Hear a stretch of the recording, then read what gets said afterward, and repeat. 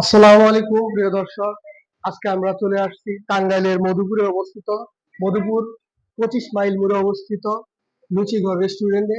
এখানকার লুচি এবং আলুর দম অনেক সুস্বাদু এবং অনেক টেস্টি, এই কথাটা সবার কাছেই শুনি।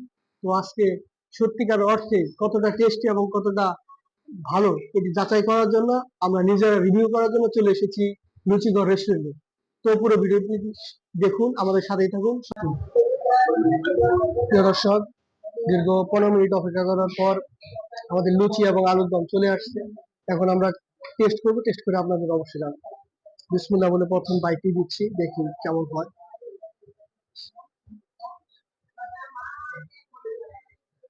মাশাআল্লাহ, আসলে খুবই ভালো।